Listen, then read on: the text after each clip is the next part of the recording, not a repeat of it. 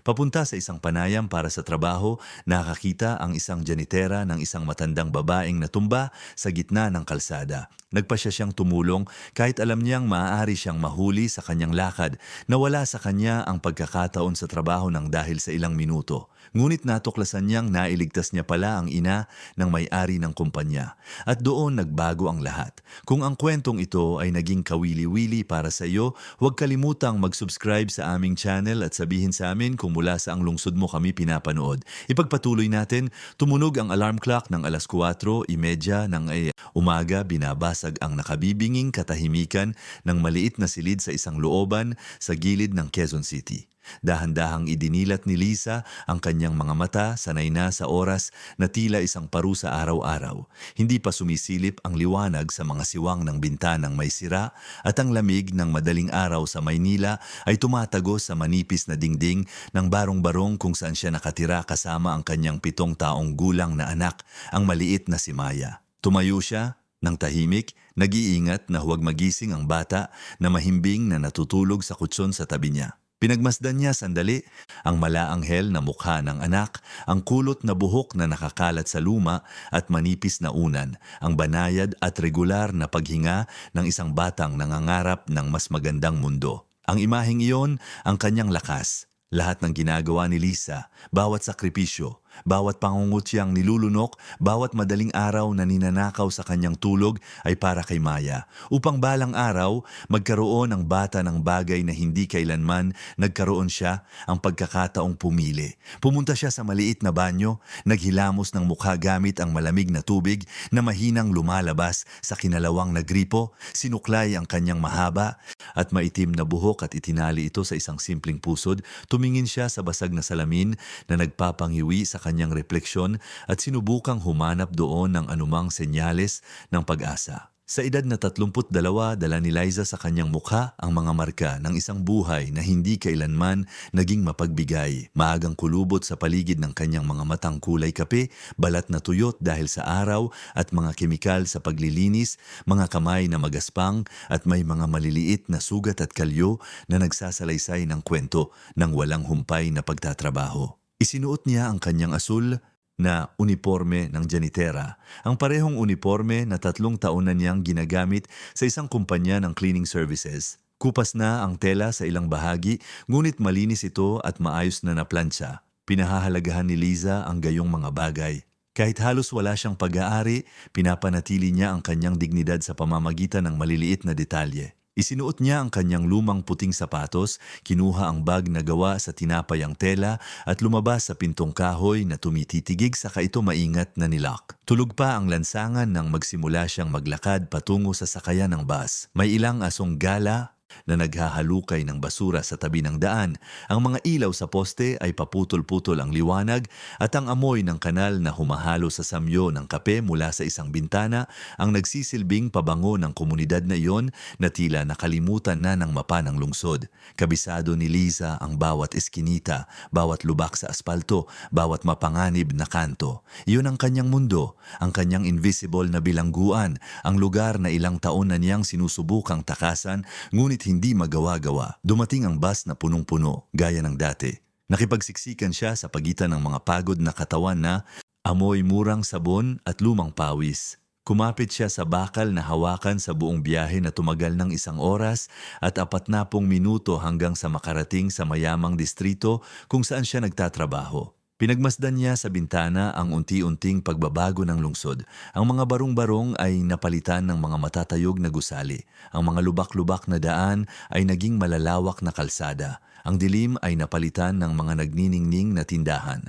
Dalawang mundong pinaghihiwalay ng mga kilometro ng tahimik na hindi pagkakapantay-pantay. Bumaba siya sa nakasanayang hintuan at naglakad ng 3 kanto hanggang sa marating ang gusaling pang-opisina kung saan siya nakatalaga. Pumasok siya sa pintuan ng mga empleyado, tinanguan ang night security guard, sumakay sa service elevator at umakyat sa ika-12 palapag.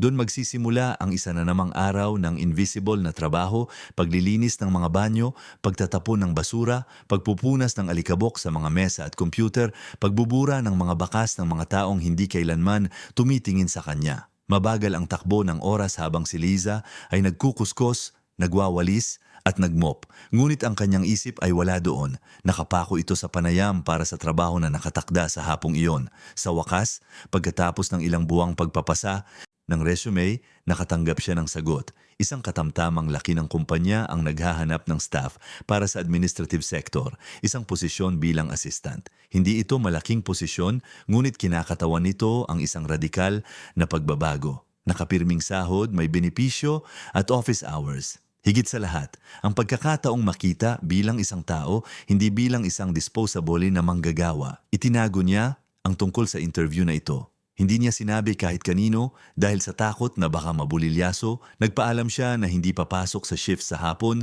sa dahilan na may emergency siyang appointment sa doktor at pumayag naman ang kanyang supervisor nang hindi nagtatanong. Para sa kanya, si Liza ay isa lamang numero sa listahan. Pagkatapos ng kanyang shift sa umaga, pumunta siya sa masikip na locker room. Hinubad niya ang kanyang uniforme at isinuot ang simpleng damit ngunit presentable. Itim na pantalon, puting blouse na may mahabang manggas at itim na sapatos na binili niya sa sale ilang buwan na ang nakalipas. Inilugay niya ang kanyang buhok, naglagay ng kaunting lipstick at huminga ng malalim habang nakatingin sa salamin. Kaya mo ito, Liza? Karapat-dapat ka rito. Lumabas siya ng gusali ng alas 11:30 ng umaga. Ang interview ay alas 2 ng hapon sa isang malayong distrito sa Makati. Kailangan niyang sumakay ng 2 beses at maglakad pa ng malayo. Kinalkulan niya ang lahat hanggang sa kaliit-liitang detalye kasama na ang oras ng paghihintay at posibleng trapik. Maaga siyang umalis. Hindi siya pwedeng mahuli. Iyon na ang kanyang tanging pagkakataon. Napakainit ng hapon na yon sa Maynila. Ang araw ng Disyembre ay parang nagpapakulo sa aspalto. Naramdaman ni Liza ang pawis na gumugulong sa kanyang likod habang naghihintay ng unang sasakyan.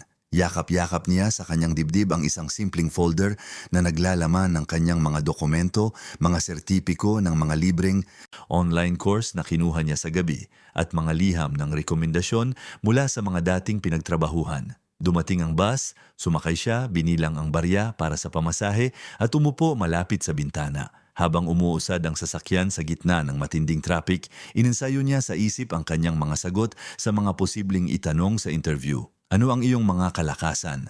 Saan mo nakikita ang iyong sarili sa loob ng 5 taon? Bakit ka namin dapat kunin? Kabisado na niya ang mga sagot dahil sa paulit-ulit na panonood ng mga video sa kanyang lumang cellphone na binili niyang second hand. Bumibilis ang tibok ng kanyang puso sa tuwing naiisip niya ang tunay na posibilidad na matanggap siya. Inisip niya ang magiging reaksyon ni Maya, ang kakayahang maipag-aral ang bata sa mas magandang paaralan, makabili ng bagong sapatos, marahil ay makapag-arkila pa ng mas maayos na bahay. Inisip niya ang pagkakaroon ng kinabukasan. Bumaba siya sa terminal, sumakay sa pangalawang bus at makalipas ang 20 minuto ay nasa distrito na siya kung nasaan ang kumpanya. Tiningnan niya ang address sa papel, sinuri ang kanyang relo, 1:15 ng hapon.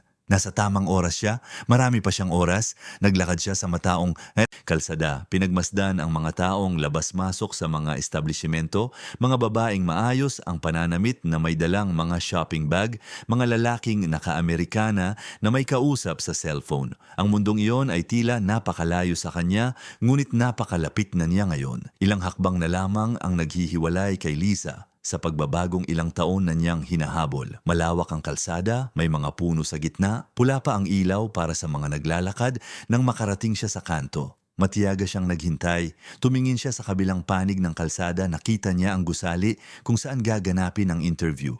Isang 8 palapag na gusali na yari sa salamin. Mukhang matatag, mapagkakatiwalaan at puno ng pangako. Nag-green na ang ilaw. Liza took the first step on the pedestrian lane, feeling the adrenaline. Nangyayari na ito, sa wakas nangyayari na, ilang hakbang na lang at nasa kabilang panig na siya, papasok sa gusali, sasagutin ang mga tanong at ipapakita ang kanyang galing.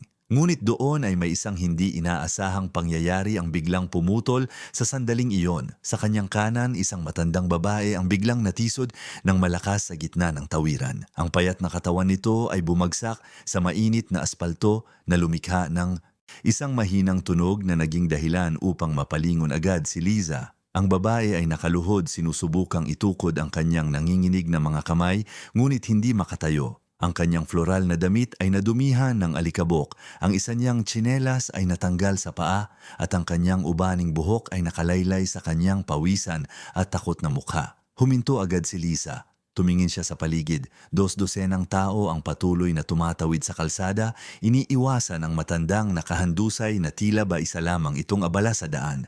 Ang iba ay sumusulyap ng may awa o inis, ngunit patuloy sa paglakad ng hindi binabawasan ng bilis. Walang humihinto, walang nag-aalok ng tulong. Ang lungsod ay nanatiling manhid, nagmamadali at makasarili.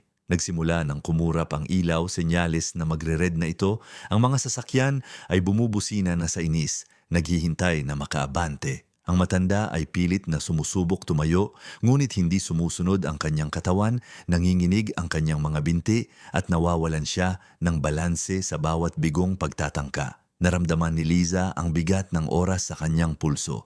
1:23. Kailangan na niyang tumawid ngayon, kailangan niyang tumakbo, kailangan niyang makarating sa interview.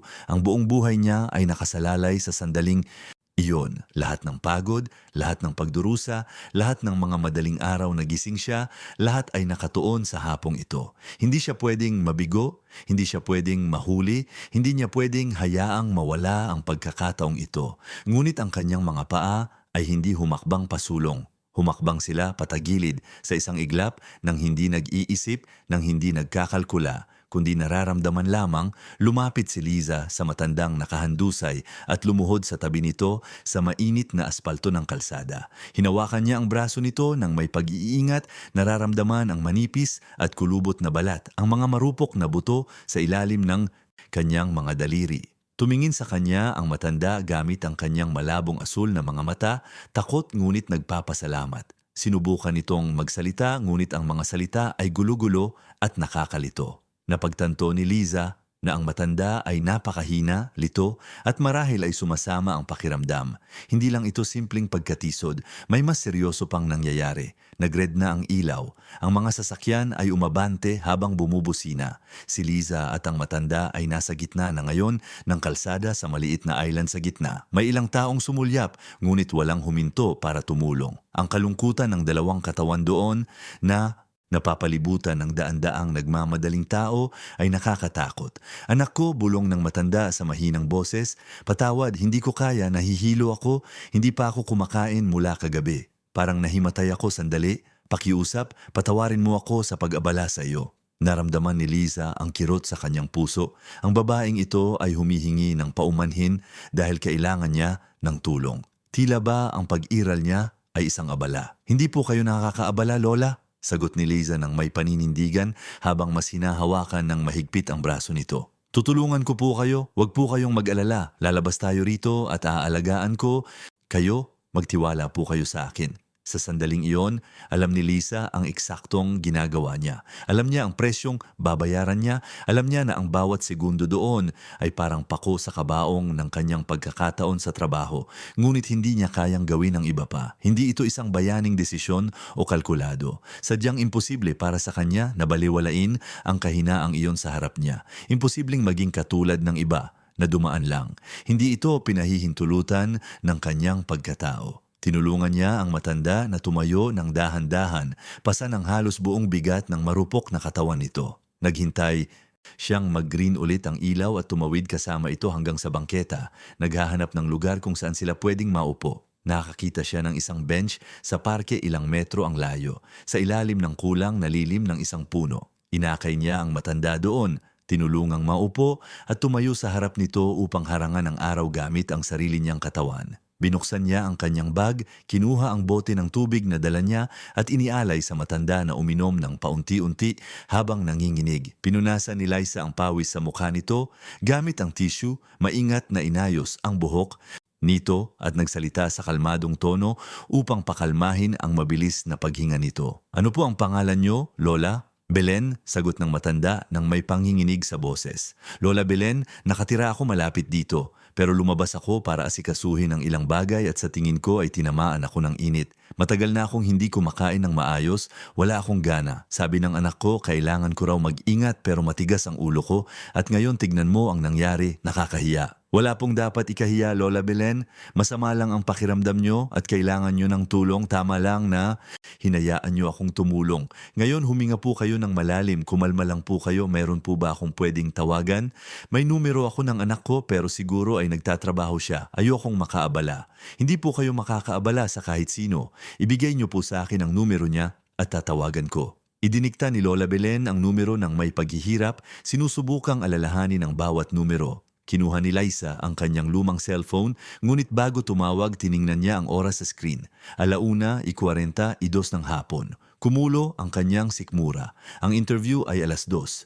May 18 minuto pa. Ngunit malayo siya sa gusali. Kailangan niyang siguraduhin na maayos ang matanda. Kailangan niyang maghintay na may dumating.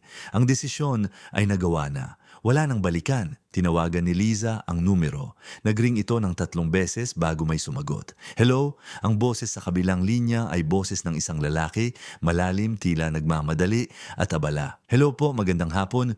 Pasensya na po sa abala, ako po si Liza. Kasama ko po ang nanay niyo, si Lola Belen. Sumama po ang pakiramdam niya sa kalsada at tinulungan ko po siya. Maayos na po ang kalagayan niya ngayon pero sa tingin ko po ay mahalagang sunduin niyo siya o kahit man lang malaman niyo ang nangyari. Nagkaroon ng katahimikan sa kabilang linya. Pagkatapos bumalik ang boses, mas tensyonado na ngayon. Ang nanay ko, anong nangyari? Ayos lang ba siya? Nasaan kayo? Mabilis na ipinaliwanag ni Liza ang sitwasyon, ibinigay ang eksaktong lokasyon, pinakalma ang lalaki sa pagsasabing nakaupo si Lola Belen, uminom ng tubig at nagpapahinga. Nagpasalamat ang lalaki nang may kaba, sinabing aalis na siya agad sa trabaho at darating doon sa loob ng 20 minuto. Habang naghihintay, nanatili si Liza sa tabi ng matanda, nakikipagkwentuhan ng mahina, nagbibigay ng kumpanya, tinitiyak na hindi ito mag-iisa. Nagkwento si Lola Belen tungkol sa kanyang buhay, sa kanyang mga apo na nakatira sa malayo, sa kanyang asawa na pumanaw na maraming taon na ang nakalilipas na kung minsan ay tila isa na lamang itong malayong panaginip. Nagsalita siya ng may pasasalamat ng isang taong bihirang mapakinggan. Lumipas ang oras, 2:00, 2:05, 2:10. Alam ni Liza na ang interview ay nagaganap na sa mga sandaling iyon nang wala siya. Alam niyang may ibang nakaupo sa upuang dapat ay para sa kanya. Alam niyang ang kanyang pagkakataon ay unti-unting nawawala gaya ng buhangin sa pagitan ng kanyang mga daliri. Ngunit nanatili siya doon, matatag, naroon, inaalagaan ang babaeng iyon, naganap na banyaga sa kanya, ngunit sa sandaling iyon ay mas kailangan siya kaysa sa anupamang bagay. Sa wakas ng 2:15, isang itim na sasakyan ang biglang huminto sa harap ng bench. Isang matangkad na lalaki, mga 40 taong gulang, nakaabong suit at asul na kurbata, ang mabilis na bumaba. Ang kanyang mukha ay kakikitaan ng pag-aalala, ginhawa at pasasalamat nang makita ang kanyang ina na nakaupo, maayos at may kasama. Nay, lumuhod ang lalaki sa harap ni Lola Belen, hawak ang mga kamay nito ng may pag-iingat. Ayos lang po ba kayo? Patawad po, dapat ay mas pinilit ko kayo. Na huwag lumabas mag-isa sa ganitong init, patawarin niyo po ako.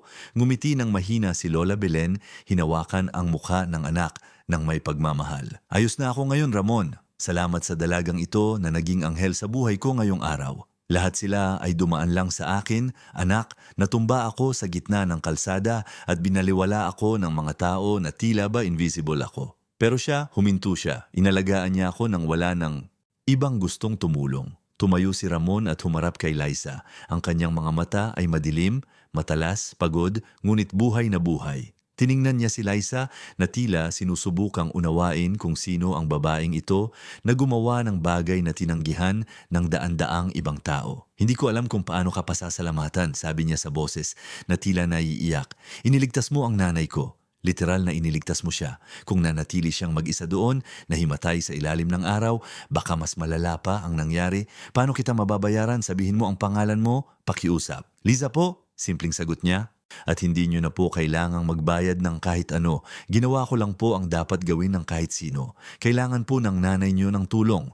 Pero hindi lang kahit sino ang tumulong, giit ni Ramon. Ikaw iyon, at hindi ko iyon makakalimutan kailanman. Pakiusap, ibigay mo sa akin ang iyong numero, ang iyong contact. Gusto kitang mapasalamatan ng totoo. Nag-alinlangan si Liza. Gusto sana niyang tumanggi, umalis na doon, tumakbo sa gusali ng interview kahit alam niyang huli na ang lahat. Ngunit ang katapatan sa lalaking yon ang nagtulak sa kanya na tumango. Idinikta niya ang numero ng kanyang cellphone na mabilis namang itinala ni Ramon sa kanyang sariling gadget. Tinulungan niya ang kanyang ina na tumayo ng may matinding pag-iingat, inalalayan ang marupok nitong katawan at inihatid sa sasakyan. Bago pumasok, lumingon muli si Lola Belen kay Lisa. "Salamat anak ko, pagpalain ka nawa ng Diyos palagi. Mayroon kang puso na kailangan ng mundong ito." Tumango lamang si Liza, nararamdaman ang bara sa kanyang lalamunan. Pinanood niyang umalis ang sasakyan, dala ang matandang iyon na sa loob ng ilang minuto ay naging responsibilidad niya, naging layunin niya at naging desisyon niya. Nang mawala na ang sasakyan sa traffic, ang katotohanan ay bumagsak sa kanya gaya ng isang napakabigat na pasanin. Tiningnan niya ang kanyang relo, 2:27 ng hapon. Tapos na ang interview. Wala na ang kanyang pagkakataon. Gayunpaman, naglakad siya patungo sa gusali ng may kaunting pag-asa, tila ba inosente pa. Pumasok siya sa hall, nagpakilala sa receptionist, isang batang babae na may manhid na ekspresyon. "Nandito po ako para sa interview ng administrative assistant," sabi ni Liza sa mahinang boses. May tiningnan ang receptionist sa computer, pagkatapos ay tumingin sa kanya ng may halong awa at inis. "Tapos na po ang mga interview, hanggang 2:00 lang po ang oras, huli na po kayo." "Alam ko po, pero may nangyari pong emergency. May matandang sumama ang pakiramdam at kailangan ko siyang tulungan. Baka po pwedeng i-reschedule o makausap ang in-charge." "Hindi na po pwede. Nakagawa na po ng desisyon. Puno na po ang mga posisyon. Pasensya na po." Ang lamig ng mga salitang iyon ay tumagos ng malalim. Naramdaman ni Lisa ang panginginig ng kanyang mga binti, ang kakulangan ng hangin sa kanyang baga at ang bahagyang pag-ikot ng mundo. Kumapit siya sa gilid ng reception desk upang hindi matumba. Hindi siya umiyak. Natutunan niya nang maaga na ang luha ay hindi nakakaantig sa mundo. "Sige po, salamat na rin po." Lumabas siya ng gusali na tila isang multo. Naglakad siya ng walang direksyon sa mga kalsada, naliligaw sa mga isipin sa pagitan ng pagsisisi, pagtanggap, sakit at isang kakaibang kapayapaan. Tama ba ang ginawa niya? Karapat-dapat bang isakripisyo ang kanyang kinabukasan para sa isang banyaga? Hindi niya alam ang sagot. Alam niya lang na hindi niya kayang gawin ang iba pa. Ang kanyang pagkatao ay hindi pumapayag na talikuran ang nangangailangan. Sumakay siya ng bus pauwi ng may mabigat na puso. Ang lungsod ay dumadaan sa bintana na tila isang pelikulang walang tunog. Nakatingin siya sa komunidad nang ang araw ay nagsisimula ng lumubog, kinukulayan ng langit ng kahel at rosas. Nakita niya si Maya na nakikipaglaro sa kalsada kasama ang ibang bata, madumi sa lupa, masaya at inosente. "Nay, nakuha mo ba ang trabaho?" Patakbong lumapit ang bata upang yakapin siya. Pilit nang ngumiti si Liza, hinaplos ang buhok ng anak. "Hindi nagtagal sa pagkakataong ito, anak ko, pero magtatagumpay tayo sa susunod." Mukhang nadismaya si Maya sandali, pero agad ding ngumiti. "Ayos lang po, Nay. Ikaw ang pinakamagaling sa buong mundo." Ang mga salitang iyon ay mas masakit pa kaysa sa anumang pagtanggi. Niyakap ni Lisa ang anak ng mahigpit, nararamdaman ang bigat ng responsibilidad. Noong gabing iyon, matapos makatulog si Maya, naupo siya sa malamig na sahig ng barong-barong, nakatingin sa bitak-bitak na kisame, kinukwestiyon ang kanyang mga desisyon. Hindi niya alam na iyon ay simula pa lamang ng isang kwento na malayo pa sa pagtatapos. Ang mga sumunod na araw ay mas mahirap pa kaysa sa inaakala ni Liza. Ang sakit ng nawalang pagkakataon ay hindi nababawasan. Sa halip, lumalaki ito tuwing umaga kapag tumutunog ang alarm clock ng 4:30 at kailangan niyang bumangon para sa isa na namang araw ng invisible na trabaho. Ang asul na uniforme ay tila mas mabigat, ang biyahe sa bus ay tila mas mahaba at ang mga oras ng paglilinis ng mga banyo at pasilyo ay tila walang katapusan. Lahat ay may mapait na lasa ng pagkatalo. Hindi niya sinabi kahit kanino ang nangyari noong hapong iyon. Itinago niya ang kwento bilang isang masakit na lihim, isang invisible na peklat na siya lang ang nakakaramdam. Ang ibang mga janitera ay nagrereklamo tungkol sa trabaho, sa huling sahod, sa mga masusungit na supervisor, at si Liza ay tumatango lang ng tahimik, nagkukunwari na ang kanyang buhay ay hindi muntik nang magbago bago ito tuluyang gumuho. Sa gabi kapag tulog na si Maya, Maya, bumabalik si Liza sa pagupo sa malamig na sahig ng barong-barong at tinitingnan ang kanyang lumang cellphone, iniisip na magsimulang muli sa pagpapasa ng resume, ngunit ang motibasyon ay sadyang hindi dumadating. Pakiramdam niya ay tinalo siya sa kakaibang paraan na tila ba ipinakita ng universo ng malinaw na kahit gaano pa siya magsumikap, ang mga taong katulad niya ay hindi ginawa para magkaroon ng mas magandang pagpipilian. 3 araw na ang nakalipas mula nang mawala ang interview. 3 araw ng mechanical na routine, paikot-ikot na isipin at isang piping kalungkutan na dala-dala ni Liza bilang isang invisible na bigat. Sa umaga ng pang-4 na araw, habang nililinis niya ang banyo sa ika-12 palapag, tumunog ang kanyang cellphone sa loob ng bag na iniwan niya sa cart ng panlinis. Nagulat siya sa tunog. Walang tumatawag sa kanya maliban sa paaralan ni Maya kapag may problema o ang kumpanya mismo ng cleaning services kapag binabago ang kanyang oras ng walang abiso. Hinubad niya ang kanyang guwantes na goma, pinunasan ng basang mga kamay sa uniforme at kinuha ang gadget. Ang numero ay hindi kilala. Nag-alinlangan siya sandali bago sumagot, iniisip na baka ito ay scam o automated na tawag mula sa telemarketing. "Hello, Liza?" Ang boses sa kabilang linya ay boses ng lalaki, malalim at magalang. Ang boses na iyon ay agad niyang kinilala kahit isang beses lang niyang narinig, ilang araw na ang nakalipas sa isang hapong nagpabago sa lahat. "Opo, ako nga po," sagot niya. Nararamdamang bumibilis ang tibok ng puso nang hindi niya alam ang dahilan. "Ako ito si Ramon. Nagkakilala tayo noong nakaraang linggo nang tulungan mo ang nanay ko, si Lola Belen. Naalala mo pa ba ako?" "Paano ko po makakalimutan? Siyempre po, naalala ko. Kumusta po ang nanay nyo?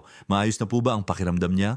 "Maayos na maayos siya, salamat sa iyo. Makinig ka, alam kong medyo kakaiba ito, pero kailangan kitang makausap ng personal. May napakahalagang bagay akong gustong sabihin.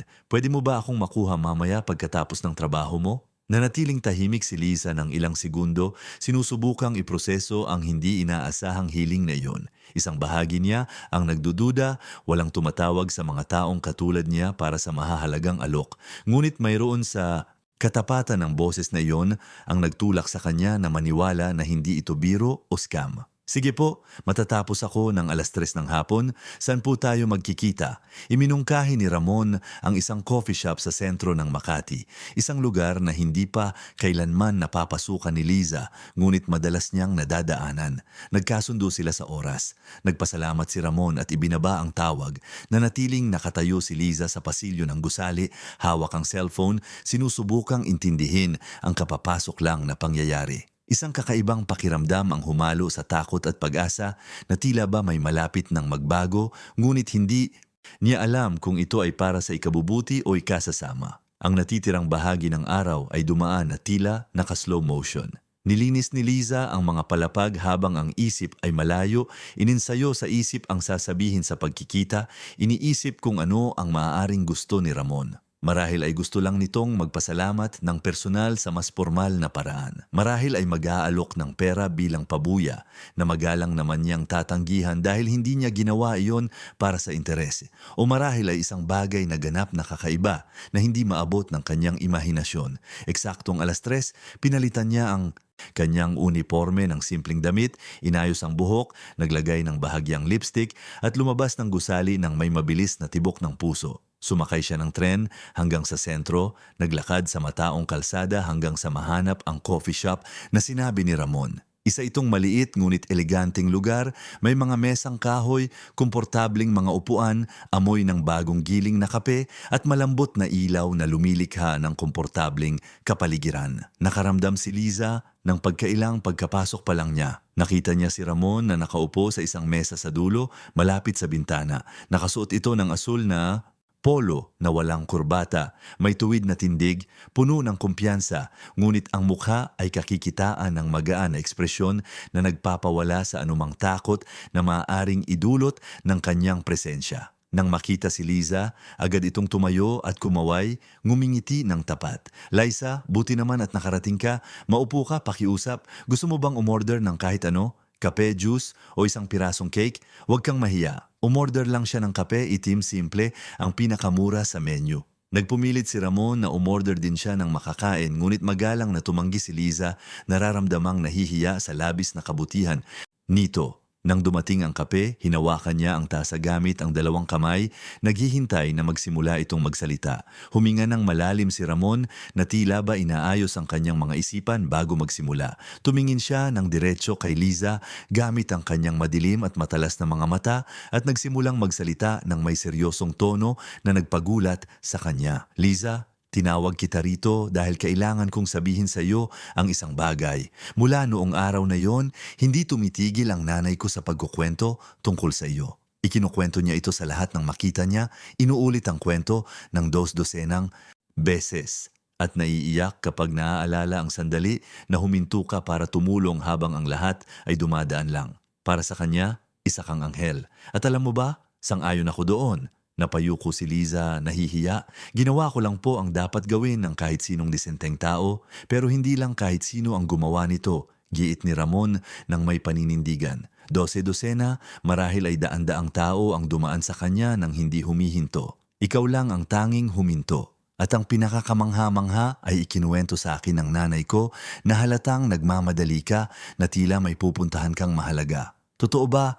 Iyon, nag-alinlangan si Liza. Ang katotohanan ay sobrang sakit sabihin ng malakas, ngunit mayroon sa paraan ng pagtingin ni Ramon sa kanya ng may tapat na respeto at tunay na kuryosidad ang nagtulak sa mga salita na lumabas bago pa niya ito mapigilan. Papunta po ako sa isang interview para sa trabaho, isang posisyon na pwedeng magpabago sa buong buhay ko. Nahuli po ako dahil sa nangyari at nawala ang pagkakataon, puno na po ang mga posisyon nang makarating ako. Ang katahimikang sumunod ay mabigat. Ipinikit ni Ramon ang kanyang mga mata sandali na tila ba inaabsorb ang bigat ng impormasyong iyon.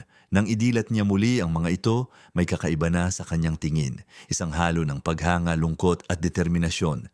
Isinakripisyo mo ang iyong pagkakataon na magbago ang buhay para tulungan ang isang banyaga, sabi niya ng mahina, tila ba kinakausap ang sarili. Iyan ay isang bagay na hindi ko pa nakita sa lahat ng taon ko sa pagtatrabaho sa mga tao at alam mo, marami na akong nakatrabaho. Ako ang direktor ng Human Resources ng isang katamtamang laki ng kumpanya rito sa Maynila. Nag-i-interview ako, kumukuha ng empleyado at nag-e-evaluate ng mga aplikante sa lahat ng oras. Alam kong kumilala ng technical talent, karanasan at academic background pero ang karakter, bihira iyan. Napakabihira. Hindi alam ni Liza ang sasabihin. Hinahawakan lang niya ang tasa ng kape, nararamdaman ang init nito sa kanyang magaspang na mga kamay. Nagpatuloy si Ramon, ngayon ay mas matindi na ang boses. Pinalipas ko ang mga huling araw na iniisip ito. 82 taon na ang nanay ko, Liza. Nagpalaki siya ng 3 anak ng mag-isa matapos kaming iwan ng tatay ko. Nagtrabaho siya habang buhay bilang mananahi, gumigising ng madaling araw, nananahi hanggang gabi, nagtiis ng mga pangungutya, kawalan ng respeto at huling sahod. Kabisado ko ang kwento ng pakikibakang iyon dahil nabuhay ako sa tabi niya. Ngayon ay retirado na siya, nakatira sa akin at akala ko ay sa wakas ay maalagaan ko na siya ng maayos, masiguro na hindi na siya muling maghihirap. Pero hindi ko kayang kontrolin ang mundo sa labas. Hindi ko masisiguro na itatrato siya ng mga tao ng may dignidad kapag lumalabas siyang mag-isa sa kalsada. Huminto siya, huminga ng malalim at nagpatuloy. Nang malaman ko ang nangyari na natumba siya sa gitna ng kalsada at dos-dose ng tao ang binaliwala lang siya, nakaramdam ako ng matinding galit. Isang galit laban sa lungsod na ito, laban sa mundong ito na nagtuturo sa mga tao na maging malamig, makasarili at manhid sa pagdurusa ng iba.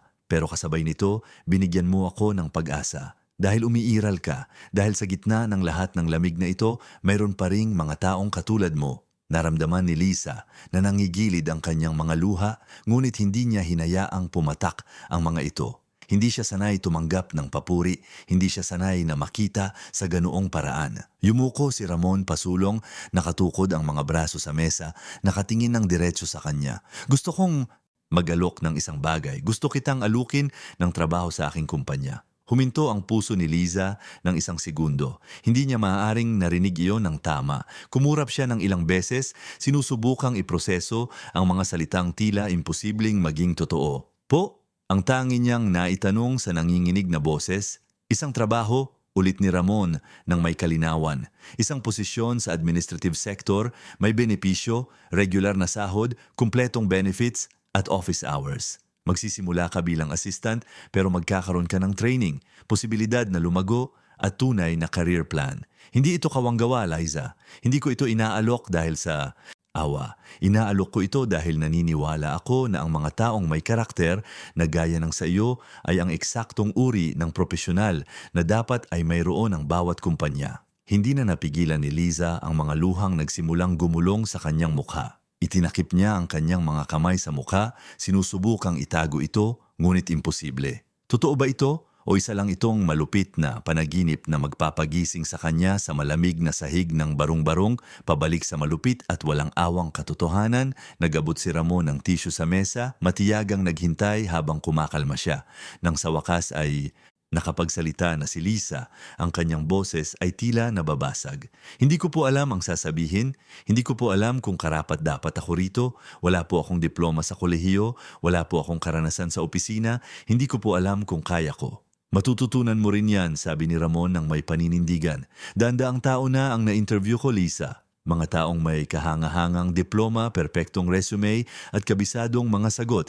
Pero alam mo kung ano ang napagtanto ko? Ang teknik ay naituturo. Ang galing ay nalilinang. Pero ang karakter ay hindi na ituturo. Alinman sa mayroon ang isang tao nito o wala. At mayroon ka niyan.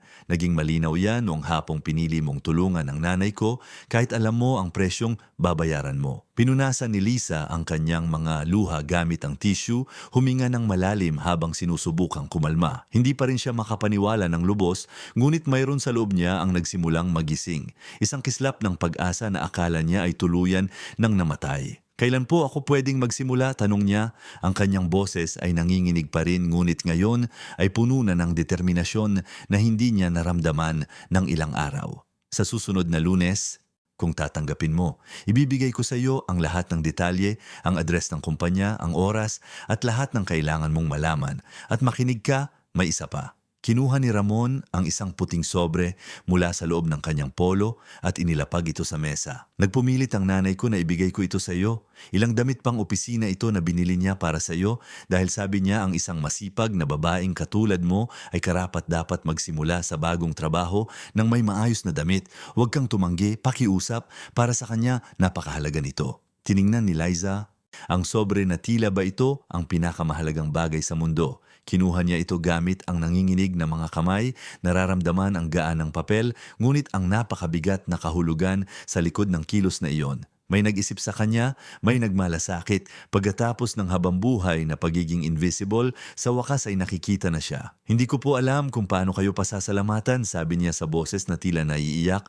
Hindi niyo pa nga po ako gaanong kilala pero ginagawa niyo na ang lahat ng ito. Sapat na ang alam namin, sagot ni Ramon ng nakangiti, at makakasiguro ka sa isang bagay. Hindi mo kami bibiguin, siguradong sigurado ako doon. Nag-usap pa sila ng ilang minuto tungkol sa mga praktikal na detalye. Ipinaliwanag ni Ramon ang routine sa kumpanya, ang uri ng trabaho na gagawin ni Lisa sa simula, ang mga taong makakatrabaho niya at ang sahod na tatanggapin niya. Ang bawat salita ay tila isang hollow block na bumubuo ng tulay sa pagitan ng bangin kung nasaan siya at ng kinabukasan na hindi niya kailanman inakalang magiging totoo. Nang sa wakas ay nagpaalam na sila sa pintuan ng coffee shop, pinisil ni Ramon ang kamay ni Liza ng mahigpit at tumingin ng diretso sa kanyang mga mata. Magkita tayo sa Lunes, Liza. Welcome sa team. Lumabas siya doon na tila lumulutang. Naglakad siya sa mga kalsada ng sentro nang hindi nararamdaman ang bigat sa kanyang mga paa, nang hindi napapansin ang init, nang hindi namamalaya ng gulo sa paligid. Sumakay siya sa punong-punong tren nang nakangiti, isang ekspresyong napakabihira sa kanyang mukha, kaya ang ilang tao ay tumingin ng may kuryosidad.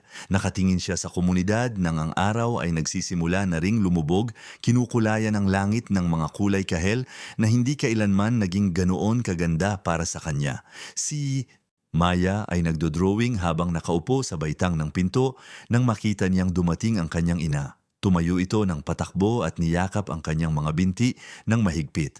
Nay, iba po ang hitsura niyo ngayon. Bakit po? Lumuhod si Liza, pumantay sa taas ng anak at hinawakan ang mukha nito gamit ang dalawang kamay.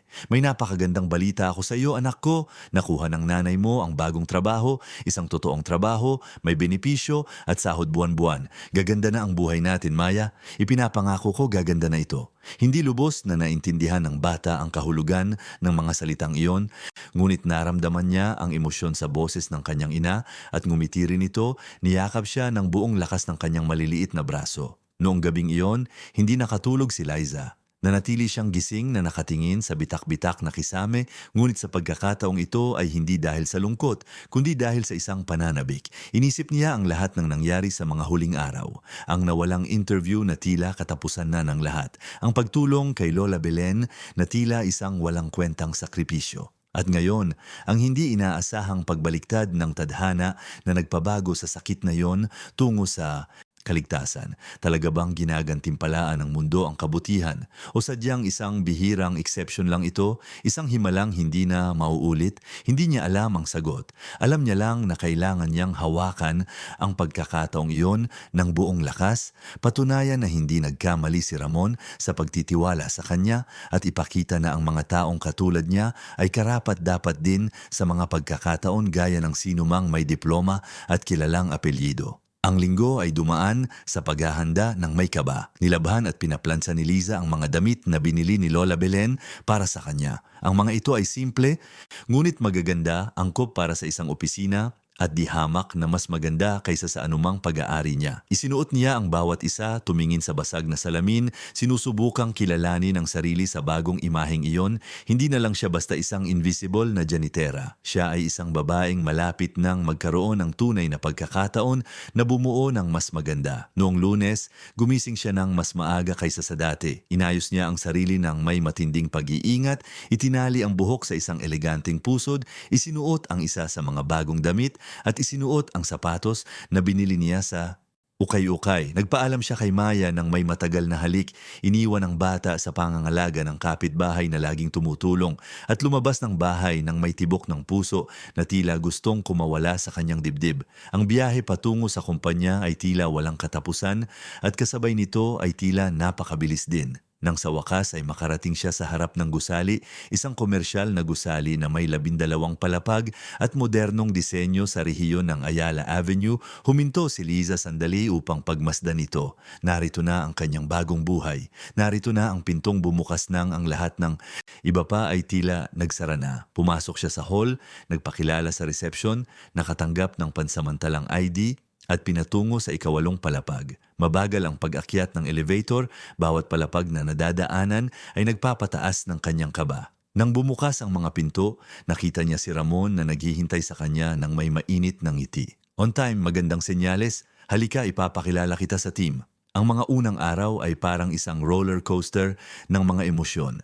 Ang mga unang araw ay parang isang roller coaster ng mga emosyon. Gumigising si Liza bago pa tumunog ang alarm clock, inaayos ang sarili ng may matinding pag-iingat, sumasakay sa bus ng madaling araw pa lang, ngunit sa pagkakataong ito ay may ibang destinasyon na. Hindi na siya pupunta para maglinis ng mga banyo at pasilyo. Magtatrabaho na siya sa isang opisina, uupo sa sariling mesa, gagamit ng computer at magiging bahagi ng isang team. Ang pakiramdam ay napaka-surreal, kaya kung minsan ay kailangan niyang kurutin ang sarili upang makasiguro na hindi siya nananaginip. Ang team sa administrative sector ay maliit lamang ngunit mainit ang pagtanggap. Nariyan si Tita Cora, isang babaeng nasa 40 taon, may maikling buhok na kulay blonde, laging nakangiti at handang magturo. Siya ang gumanap na mentor ni Liza. Ipinapaliwanag ang bawat proseso, bawat system at bawat detalye ng takbo ng bagong mundong iyon. Nariyan din si Paolo, isang binatang nasa 25 taon,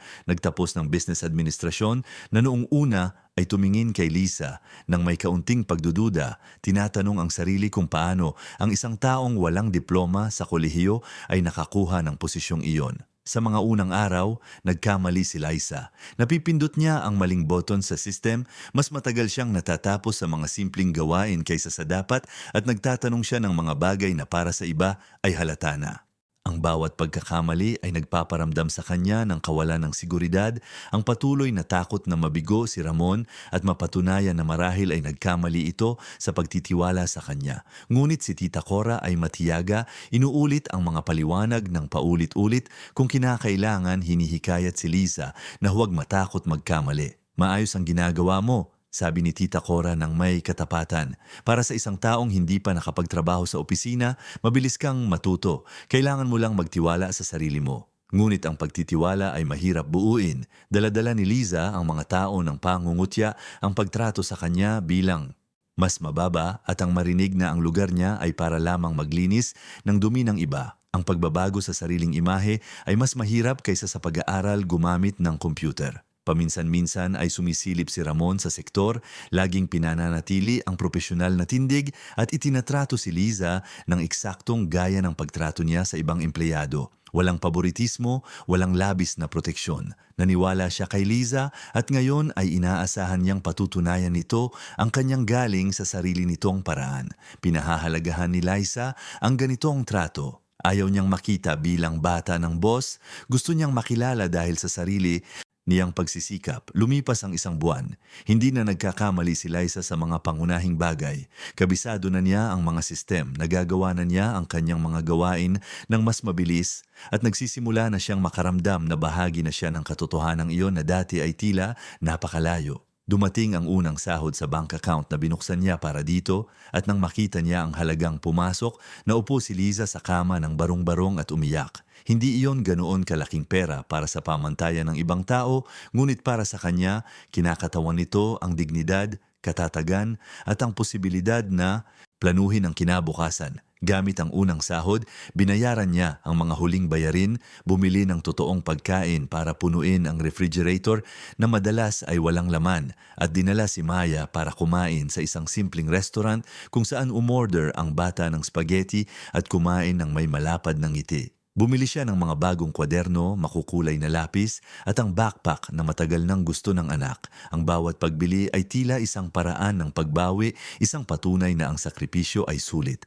At ang desisyong tulungan si Lola Belen ay nagbukas ng pintong hindi niya kailanman inakalang iiral. Sa kumpanya, nagsimula niyang mapansin ang isang bagay na dati ay hindi niya nakikita. Respetado si Ramon ng lahat, ngunit mayroong tensyon sa paligid nito. Natuklasan niya sa mga kaswal na pakikipag-usap kay Tita Cora na nasa ilalim ng pressure si Ramon mula sa Board of Directors. Ang kumpanya ay sumasailalim sa restructuring. May mga agresibong target na kailangang maabot, may mga tanggalan sa trabaho na pinag-iisipan at isang kapaligiran ng kawalan ng katiyakan ang bumabalot sa lahat.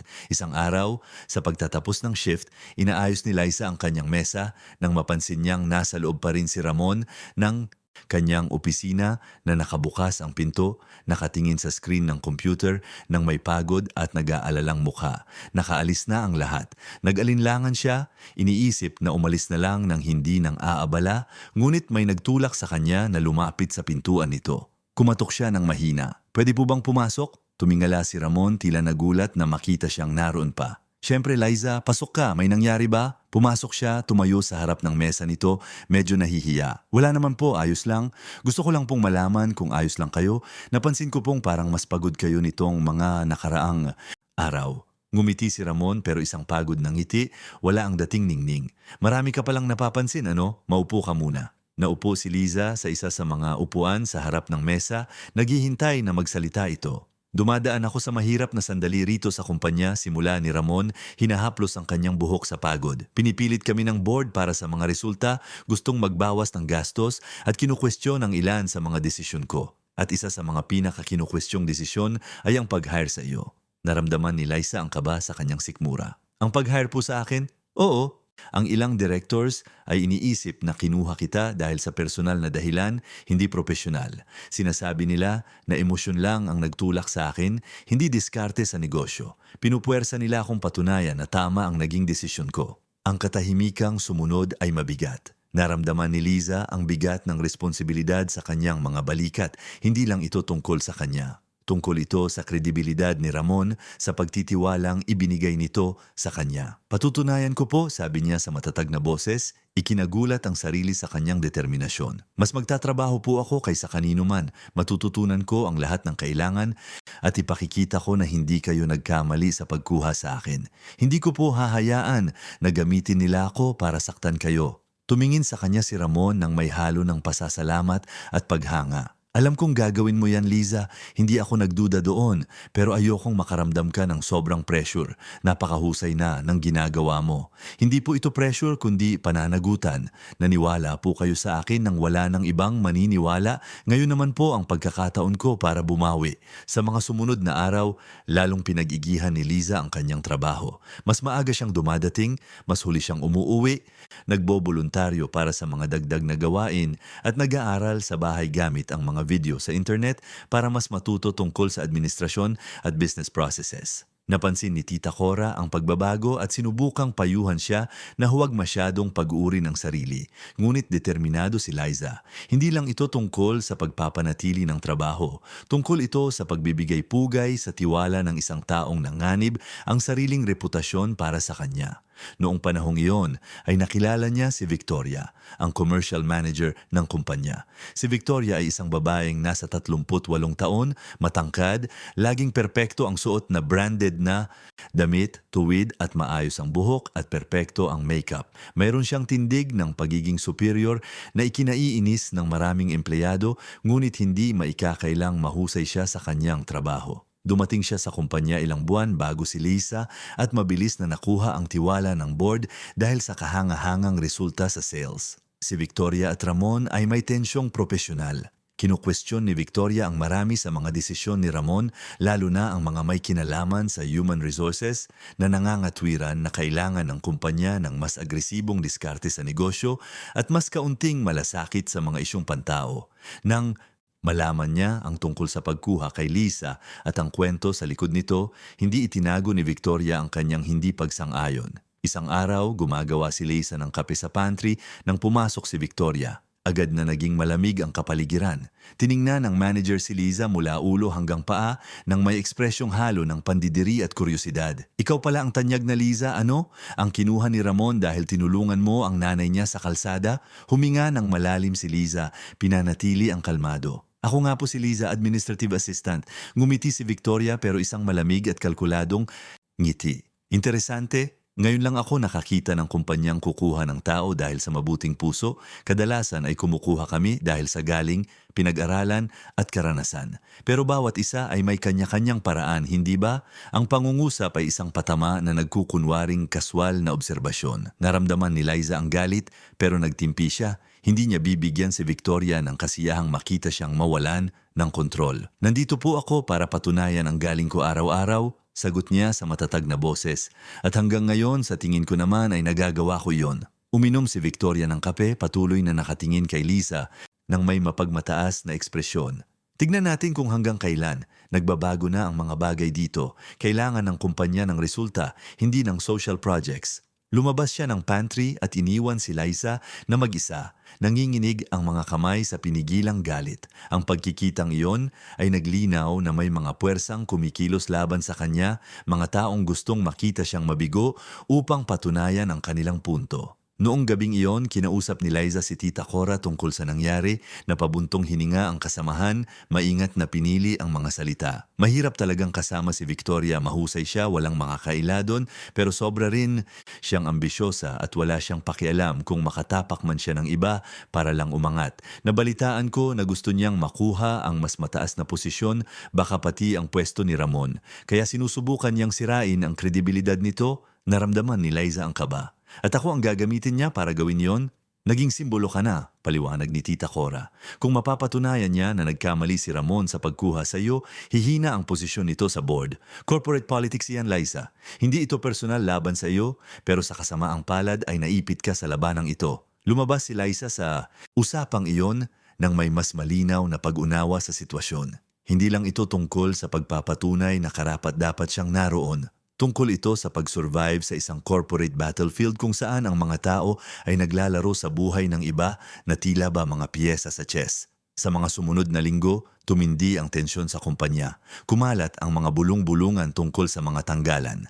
Nagpakita si Victoria sa board ng isang agresibong plano sa pagbabawas ng gastos na kasama ang pagbabawas ng tao sa iba't ibang sektor. Sinusubukan ni Ramon na ipagtanggol ang kanyang team na nangangatwiran na ang pagtanggal ng mga tao sa gitna ng krisis ay lalo lamang magpapalala sa kalagayan at productivity ng kumpanya, ngunit ang kanyang boses ay tila nag-iisa na lang. Napapansin ni Lisa na mas pagod at mas tensyonado si Ramon. Isang hapon, nakita niya itong lumabas mula sa isang meeting ng board nang may talunang ekspresyon na hindi niya pa nakita kailanman. Tuloy-tuloy itong naglakad sa pasilyo nang hindi bumabati kanino man pumasok sa opisina at isinara ang pinto. Pagkalipas ng ilang minuto, nakatanggap si Tita Cora ng mensahe na humihiling na pumunta si Liza doon. Pagpasok niya, nakita niya si Ramon na nakaupo sa likod ng mesa, nakatingin sa bintana nang may malayo na tingin. Tumagal ng ilang segundo bago ito humarap sa kanya. "Maupo ka, Liza." Naupo siya, nararamdamang kumakaba ang puso. Alam niyang hindi ito magandang balita.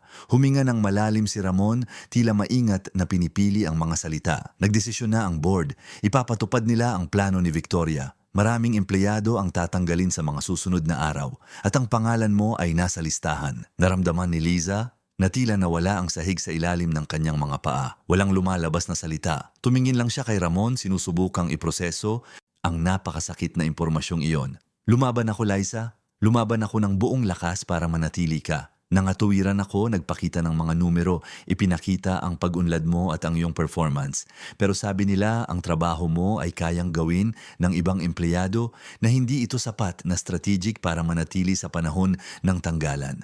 At sa likod ng lahat ng teknikal na pangangatwirang iyon, alam kong politika ito. Gusto ni Victoria na pahinain ako." Nilunok ni Liza ang bara sa kanyang lalamunan, pinigilan ang mga luhang gustong kumawala. "Hanggang kailan po ako rito? 2 linggo? Sasabihan kanila ng formal, bukas, pero gusto kitang sabihan bago iyon. Liza, pasensya na. Sobrang pasensya na talaga. Hindi mo ito karapat-dapat. Ang katahimikang sumunod ay mabigat, puno ng pagkadismaya, kawalan ng katarungan at kawalan ng kapangyarihan. Sa wakas ay nakapagsalita na si Liza, nanginginig ang boses ngunit kontrolado. "Salamat po sa pagsasabi sa akin at salamat po sa paglaban para sa akin. Alam ko pong ginawa niyo ang lahat." Tumayo siya para lumabas, ngunit tinawag siya ni Ramon. "Liza, sandali. Hindi pa ito ang katapusan. Gagawa ako ng paraan para matulungan ka. May mga kakilala ako sa ibang kumpanya, pwedeng akong mag-recommend at gumawa ng mga recommendation letter. Hindi ka babalik sa kung nasaan ka dati, ipinapangako ko yan." Tumango na lamang siya, hindi na nagtitiwala sa kanyang boses para magsalita pa. Lumabas siya ng opisina, bumalik sa kanyang mesa at sinubukang magpatuloy sa pagtatrabaho, ngunit nanginginig ang kanyang mga kamay sa keyboard. Lahat ay gumuho na naman. Ang pag-asa na lumago sa mga nakaraang linggo ay dinurog ng malupit na katotohanan ng isang mundong mas mahalaga ang politika at kapangyarihan kaysa sa galing at pagsisikap. Noong gabing iyon, wala siyang sinabi kay Maya. Nagkunwari siyang maayos ang lahat, naghanda ng hapunan, tinulungan ang bata sa homework at pinatulog. Nang makasiguro lang siyang mahimbing na ang tulog ng anak ay doon na tuluyang pumatak ang mga luha. Umiyak siya ng tahimik, nakaupo sa malamig na sahig ng barong-barong, yakap ang sariling mga tuhod, nararamdaman ang bigat ng kawalan ng katarungan at pag-asa. Natikman na niya ang lasa ng ibang uri ng buhay. Naramdaman na niya kung paano gumising ng may layunin, magtrabaho ng may dignidad, makatanggap ng sapat na sahod at magkaroon ng pag-asa sa kinabukasan, at ngayon ay kinuha na naman ito sa kanya. Hindi dahil sa kawalan ng galing, hindi dahil sa pagkakamali, kundi dahil sa mga laro ng kapangyarihan na halos hindi niya maintindihan. Naisip niyang sumuko na, naisip niyang marahil ay doon talaga ang lugar niya, na ang mga taong katulad niya ay hindi ginawa para sa mundong ito ng mga korporasyon na puno ng labanan at diskarte. Pero nang tingnan niya si Maya na natutulog, napaka-inosente at umaasa sa kanya, alam niyang ang pagsuko ay hindi isang opsyon. Hindi ito kailanman na naging opsyon. Kinabukasan natanggap niya ang formal na abiso ng pagkakatanggal sa trabaho. Tinawag siya sa Human Resources, nakinig sa mga teknikal at malamig na paliwanag tungkol sa restructuring, pagbabawas ng gastos at strategic decisions. Nilagdaan niya ang mga kinakailangang papel, nakatanggap ng impormasyon tungkol sa kanyang mga karapatan at lumabas ng silid na iyon na may pakiramdam na parang paulit-ulit na bangungot. Niyakap siya ni Tita Cora nang malaman ito, may luha sa mga mata. "Napakawalang katarungan ito, Liza. Hindi mo ito karapat-dapat. Walang sino man dito ang karapat-dapat, pero lalo na ikaw." Si Paulo, na noong una ay nagduda sa kanya, ay lumapit din sa kanyang mesa. "Marami akong natutunan sa panunood sa iyo habang nagtatrabaho. Isa ka sa pinakadedikadong taong nakita ko. Nagkakamali sila ng malaki. Ang mga papuri ay mas masakit kaysa sa katahimikan. Dahil kinukumpirma ng mga ito ang alam na niya, hindi siya tinanggal dahil sa kawalan ng galing, kundi dahil sa mga puwersang hindi niya makontrol. Sa mga sumunod na araw, ipinagpatuloy niya ang pagtatrabaho hanggang sa huling araw, pinananatili ang parehong dedikasyon gaya ng dati. Hindi siya aalis doon ng may maiiwang butas para sa batikos, hindi niya bibigyan si Victoria ng kasiyahang makita siyang gumuho. Kung aalis siya, aalis siyang taas noo. Iniiwasan ni Ramon na makasalubong siya sa mga pasilyo, halatang nahihirapan sa sitwasyon.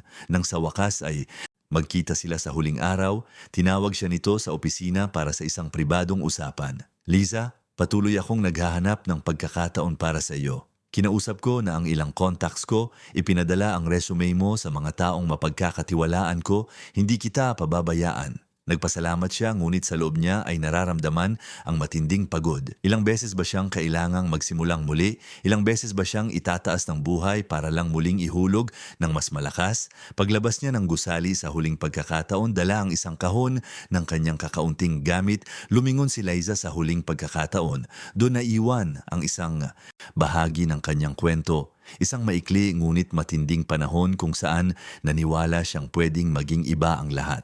Ngayon ay kailangan niyang humanap ng lakas para magpatuloy muli nang hindi alam kung saan kukuha ng lakas na iyon. Ang mga sumunod na linggo ay ang pinakamahirap na hinarap ni Liza sa loob ng mahabang panahon. Ang pagbabalik sa dating katotohanan matapos makaranas ng mas maganda ay parang pagkahulog mula sa mataas na lugar at maramdaman ang bawat butong na babali sa pagbagsak ka. Ang sakit ay hindi lang pinansyal kundi emosyonal. Ito ay ang mapait na pakiramdam na kahit gaano pa siya magsumikap, laging may paraan ang mundo para itulak siyang pabalik sa lugar na sinusubukan niyang takasan. Bumalik siya sa pagpapasa ng resume, sa paggising ng madaling araw para sa mga raket sa paglilinis at sa pagtanggap ng mga pansamantalang trabaho na ang bayad ay wala pang kalahati ng kinikita niya dati. Ang perang naipon niya mula sa sahod ay mabilis na nauubos sa mga pangunahing pangangailangan. Napapansin ni Maya ang pagbabago sa mood ng kanyang ina, ang lungkot na sinusubukang itago ni Liza,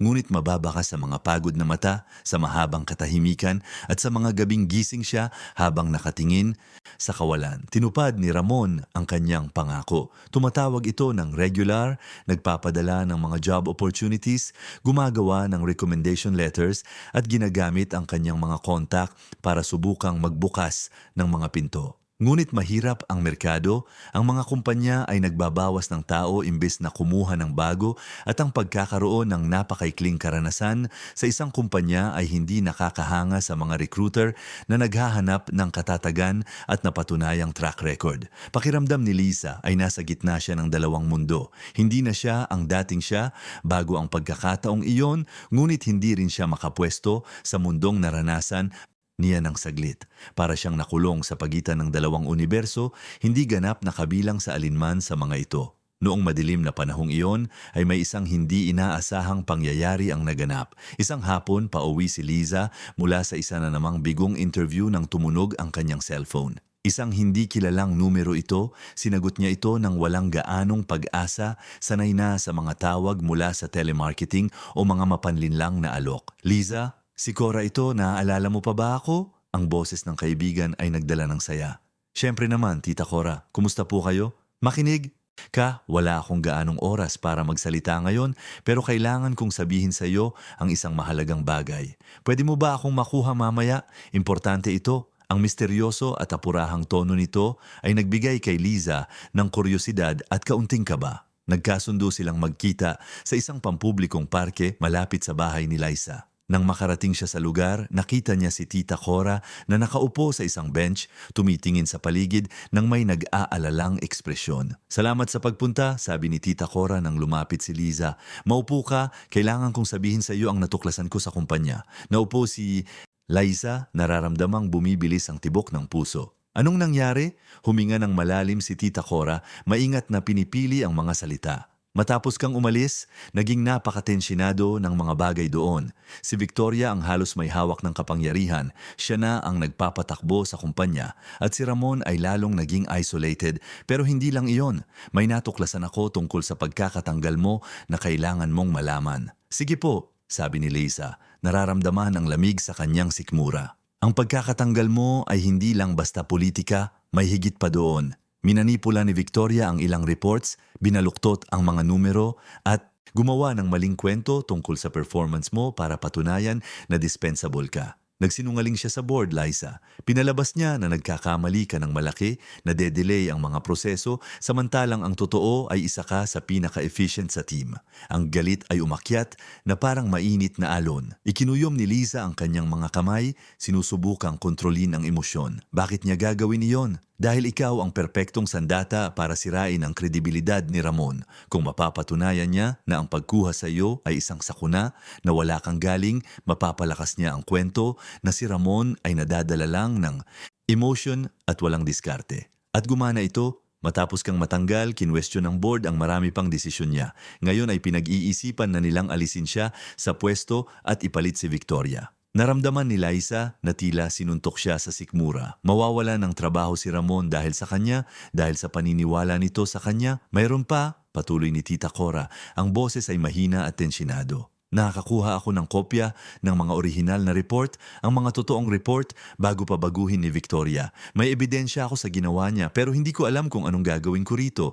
Kung isusumbong ko ito, baka matanggal din ako. Masyadong malakas ang kapangyarihan ni Victoria ngayon. Pero hindi ako pwedeng manahimik na lang habang may nakikitang kawalan ng katarungan. Nanatiling tahimik si Liza. Nang matagal, ipinoproseso ang lahat ng iyon. Isang bahagi niya ang gustong kunin ang mga ebidensyang iyon at isampal sa mukha ni Victoria. Ilantad ang kasinungalingan nito at linisin ang kanyang pangalan. Pero ang isa pang bahagi, ang mas maingat, ay alam na ang pakikipaglaban sa mga makapangyarihang tao ay may mapanganib na kahihinatnan. Ano po sa tingin niyo ang dapat kong gawin? Tanong ni Liza. Tumingin ng diretso sa kanya si Tita Cora. Sa tingin ko ay dapat mong dalhin ito kay Ramon.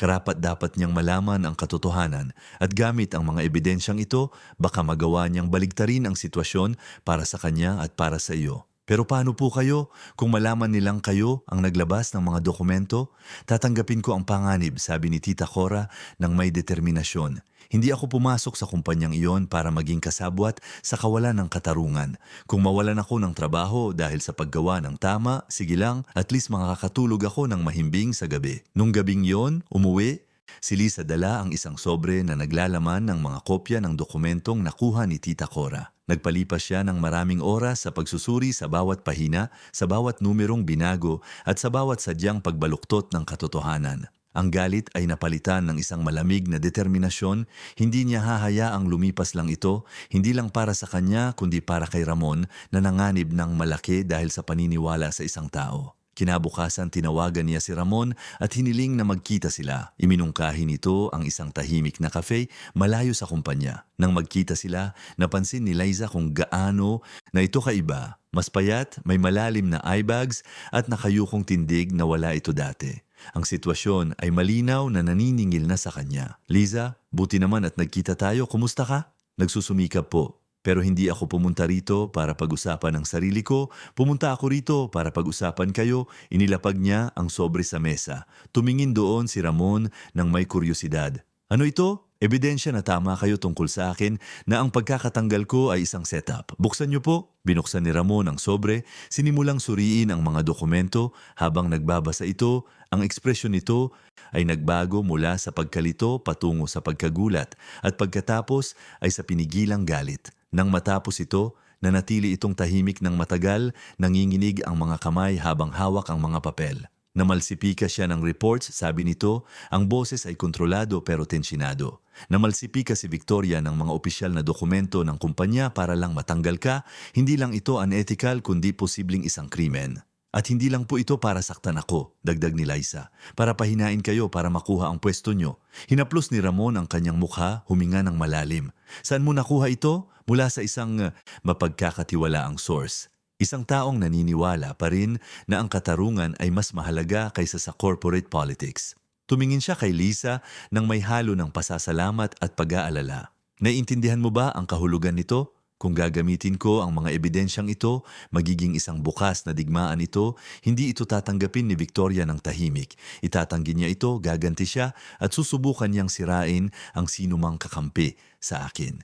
Alam ko po, pero mananahimik na lang ba kayo? Hahayaan niyo ba siyang manalo gamit ang mga kasinungalingan? Nanatiling tahimik si Ramon halatang may matinding labanan sa loob niya. Sa wakas, tumingin siya kay Liza nang may determinasyon sa kanyang mga mata. Hindi ko hahayaan. Masyado na akong nanahimik sa pagsisikap na sumunod sa mga panuntunan habang ang iba ay naglalaro ng madumi. Gagamitin ko ito. Pupunta ako sa board, ilalantad ko ang ginawa niya at lalaban ako para sa kung ano ang tama. Sa mga sumunod na araw, maingat na inihanda ni Ramon ang kanyang diskarte. Kumonsulta siya sa mga abogado, inayos ang mga ebidensya at tinipon ang iba pang dokumento na nagpapakita ng mga pattern ng manipulative behavior ni Victoria. Nagtakda siya ng isang extraordinary meeting sa board na sinasabing mayroon siyang mahalagang impormasyon tungkol sa mga irregularidad sa kumpanya. Sinusubaybayan ni Liza ang lahat mula sa malayo sa pamamagitan ng mga tawag at mensahe ni Ramon. Pakiramdam niya ay isa siyang piyesa sa chessboard, naghihintay kung ano ang susunod na galaw. Dumating ang araw ng meeting. Pumasok si Ramon sa boardroom, dala ang folder ng lahat ng ebidensya. Naroon din si Victoria na ipinatawag ng hindi alam ang eksaktong dahilan. Nang simulan ni Ramon ang pagpapakita ng mga dokumento, ipinapaliwanag ng maayos ang bawat mapanlinlang na pagbabago at sadyang manipulasyon. Ang kapaligiran sa loob ng silid ay biglang nagbago. Sinubukan ni Victoria na ipagtanggol ang sarili na sinasabing ang mga ito ay maling interpretasyon, na ang mga numero ay inayos ayon sa mga tagubilin ng nakataas, at si Ramon ay desperado na at naggagawa-gawa ng mga paratang dahil nawawalan na ito ng kapangyarihan. Pero ang mga ebidensya ay masyadong malinaw, masyadong detalyado, may mga side-by-side comparisons ng mga orihinal at binagong dokumento, digital signatures at logs ng mga modification na hindi maitatanggi. Ang board, na hanggang noon ay kampi kay Victoria, ay nagsimulang magtanong ng mas mahigpit. Bakit may mga adjustment sa mga report? Sino ang nag-utos ng mga pagbabago? Bakit walang opisyal na record ng mga pagbabagong iyon? Pinagpapawisan si Victoria, nauutal, at ang kanyang mga sagot ay lalong nagiging hindi kapani-paniwala. Sa pagtatapos ng meeting, nagdesisyon ang board na magbukas ng isang kumpletong internal investigation. Pansamantalang sinuspendi si Victoria habang inaalam ang mga katotohanan. Lumabas si Ramon sa silid na iyon na pagod pero gumaan ang loob. Nagawa na niya ang unang hakbang. Ngayon ay kailangan na lang maghintay.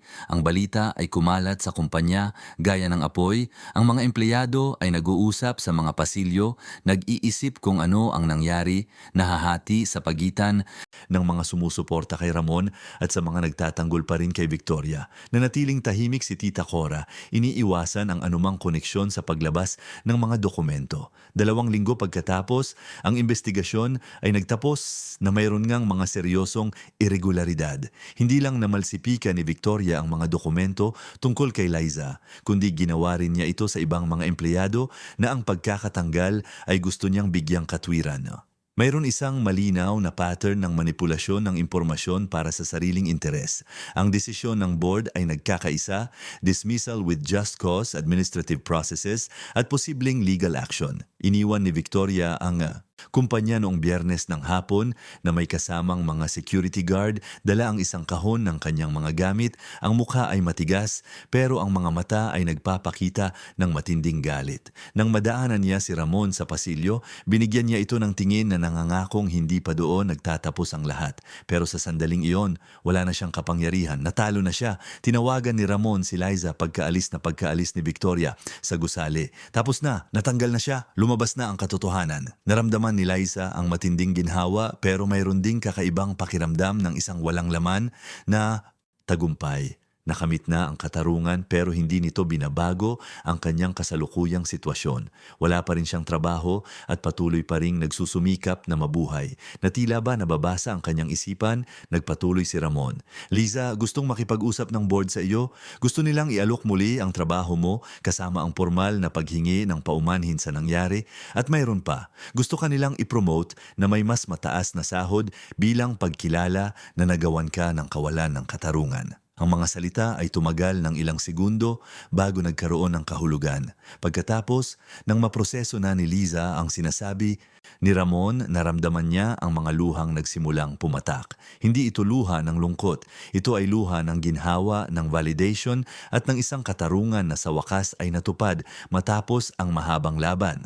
Totoo po ba? Ang tanging naitatanong niya sa boses na tila nababasag. Totoong totoo at higit pa doon, Liza, napagtanto ng board na tama ako mula sa simula, na ang mga taong katulad mo na may karakter at dedikasyon ay mas mahalaga kaysa sa anumang kahangahangang resume.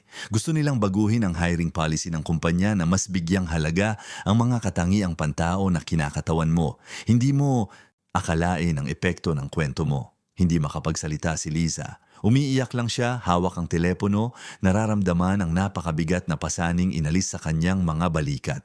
Kailan ka pwedeng magsimula? Tanong ni Ramon, ang boses ay puno rin ng emosyon. Bukas na bukas po kung kailangan, sagot ni Liza na tumatawa sa gitna ng mga luha.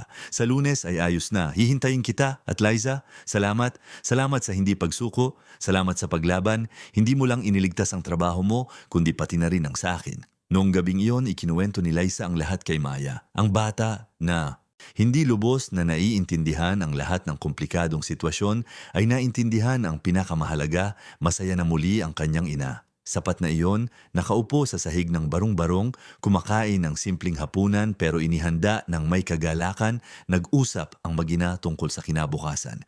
Ipinangako ni Liza na talagang gaganda na ang mga bagay ngayon. Nalilipat na sila sa mas maayos na bahay, na makukuha na ni Maya ang mga librong matagal na niyang gusto. Nabubuo sila ng ibang uri ng buhay, hakbang-hakbang, ng may tiyaga at pagsisikap. Pero sa pagkakataong ito ay may mas matatag na pundasyon. Niyakap ng bata ang kanyang ina ng mahigpit. Alam ko pong magagawa niyo yun, Nay. Kayo po ang pinakamalakas na taong kilala ko. Hinalikan ni Liza ang tuktok ng ulo ng anak, nararamdaman ang matamis na amoy ng kulot na buhok nito. At ikaw ang aking lakas, anak ko. Lahat ng ginagawa ko ay para sa iyo. Noong weekend, bago magsimulang muli sa Lunes, nakatanggap si Liza ng isang hindi inaasahang bisita. Dumating si Lola Belen sa pintuan ng barong-barong kasama si Ramon. Ang matanda ay may dalang isang maingat na binalot na regalo. Anak ko, nalaman ko ang lahat ng nangyari. Nalaman ko na nawalan ka ng trabaho dahil sa anak ko, na dumaan ka sa mahihirap na sandali, pero sa huli ay nagwagi ang katarungan. Pumunta ako rito para pasalamatan ka ng personal sa lahat. Sa pagtulong sa akin noong araw na yon, noong banyaga pa ako sa iyo. Sa pagiging tapat at masipag. Sa paglaban para sa katotohanan, inabot ni Lola Belen ang regalo. Buksan mo, pakiusap. Maingat na binuksan ito ni Liza. Sa loob ay may isang lumang rosaryo na ang mga butil ay kupas na sa katagalan at isang lumang larawan ni Lola Belen noong bata. Pa ito nagtatrabaho sa isang makina ng pananahi na may determinadong ekspresyon sa mukha. Ang rosaryong iyan ay pag-aari ng lola ko, paliwanag ni Lola Belen. Sinasamahan ako niyan sa lahat ng mahihirap na sandali ng buhay ko. At ang larawang iyan ay ako noong kasing edad mo, lumalaban ng mag-isa para palakihin ang mga anak ko. Kapag tumitingin ako sa iyo, nakikita ko ang sarili ko. Gusto kong mapunta sa iyo ang mga bagay na iyan upang ipaalala sa iyo na ang mga babaeng katulad natin ay laging nakakahanap ng lakas para magpatuloy kahit sinusubukan ng mundo na itumba tayo. Niyakap ni Liza ang matanda, nararamdaman ang kahinaan ng katawang iyon na minsan niyang tinulungan pero nararamdaman din ang napakalakas na enerhiyang nanggagaling sa babaeng iyon na nakaligtas sa napakaraming laban. Salamat po, Lola Belen. Iingatan ko po ito ng buong puso. Nang umalis na sila, nanatiling mag-isa si Liza habang hawak ang rosaryo at ang larawan. Tiningnan niya ang larawan ng batang mananahi. Nakita niya doon ang parehong determinasyon na nararamdaman niya sa sarili. Sila ay mga babaeng pinaghiwalay ng mga dekada pero pinag-iisa ng parehong pakikibaka at ng parehong pagtanggi na tanggapin na ang buhay ay walang inilaang mas maganda para sa kanila. Inilagay niya ang larawan sa isang espesyal na sulok ng barong-barong kung saan makikita niya ito araw-araw. Doon ang kanyang inspirasyon, ang kanyang paalala na hindi siya nag-iisa sa paglalakbay na ito. Ang mga henerasyon ng malalakas na babae ay nauna sa kanya at ang mga henerasyon ay darating pa pagkatapos niya. Lahat ay lumalaban, lahat ay nagtitiis, at lahat ay nagpapatunay na sila ay higit pa sa kung ano ang sinusubukan ng mundong paniwalaan nila. Dumating ang Lunes ng maliwanag. Gumising si Liza habang ang araw ay pumapasok sa bintanang may sira pero sa pagkakataong ito ay hindi na nakakaabala ang init. Isa itong bagong simula, isang muling pagsisimula sa katunayan pero may mas matatag na pundasyon, may mga aral na natutunan at may mga peklat na naging sandata. Inayos niya ang sarili ng may pag-iingat, tumingin sa basag na salamin at sa pagkakataong ito ay nakita niya ang higit pa sa mga kapintasan. Nakita niya ang isang malakas na babae, isang survivor, isang mandirigma, isang taong karapat-dapat na naroon kung nasaan siya hindi dahil sa pabor o swerte, kundi dahil sa sariling galing na nakuha sa bawat mahirap na desisyon, sa bawat sandali ng pagtitiis, at sa bawat pagkakataon na maaari siyang sumuko pero pinili niyang magpatuloy. Nakarating siya sa kumpanya at sinalubong ng palakpakan ng team. Niyakap siya ni Tita Cora habang umiiyak. Pinisil ni Paulo ang kanyang kamay ng may tapat na respeto. Hinihintay siya ni Ramon ng may ngiting hindi niya nakita rito sa loob ng maraming buwan. Welcome back, Liza. Ang lugar mo ay narito talaga. At sa kauna-unahang pagkakataon, naniwala ng lubos si Liza sa mga salitang iyon. Ang lugar niya ay naroon hindi dahil sa kabutihan ng iba, kundi dahil sa karapatang ipinaglaban. Ang mga sumunod na buwan ay naging panahon ng malalim na pagbabago. Hindi lang bumalik si Liza sa kumpanya, kundi namukadkad siya sa paraang hindi niya inakalang posible. Ang promotion ay may kasamang mga bagong responsibilidad, matitinding training at pagkakataong patunayan araw-araw na ang tiwalang ibinigay sa kanya ay hindi nasayang. Ganap na nabawi ni Ramon ang kanyang posisyon sa kumpanya. Kinilala ng board ng formal na ang kanyang filosofiya na bigyang halaga ang mga tao dahil sa karakter at hindi lang dahil sa diploma. Ay tama, ang kwento ni Liza ay naging isang internal case study tungkol sa kung paano kikilalanin ang mga tunay na talento at tungkol sa kahalagahan ng pagtatanggol sa mga prinsipyo kahit nasa ilalim ng pressure. Ang relasyon sa pagitan ni Liza at Ramon ay natural na lumago mula sa pasasalamat patungo sa isang tapat na pagkakaibigan. Madalas silang mag-usap, hindi lang tungkol sa trabaho, kundi tungkol sa buhay, mga hamon at mga pangarap. Naging isang uri ng mentor si Ramon, ginagabayan siya sa mga pasikot-sikot ng corporate world, habang si Liza naman ang laging nagpapaalala sa kanya na panatilihin ang pagiging pantao. Kahit sa gitna ng mga pressure sa negosyo, madalas bumisita si Lola Belen kay Liza, nagdadala ng mga gawang bahay na cake, nagbabahagi ng mga kwento ng kanyang kabataan at bumubuo ng isang ugnayan na higit pa sa pasasalamat. Para sa matanda, si Liza ay parang isang tunay na anak. Para kay Liza, si Lola Belen ang kumakatawan sa lola na hindi niya kailanman nakilala. Isang figura ng karunungan at pagmamahal na kulang sa kanyang buhay. Umunlad si Maya habang nakikita ang pagbabago ng kanyang ina. Nagawa siyang ma-enroll ni Liza sa mas magandang paaralan, mabilhan ng mga gamit na kailangan at makapagbayad pa para sa mga extra lessons.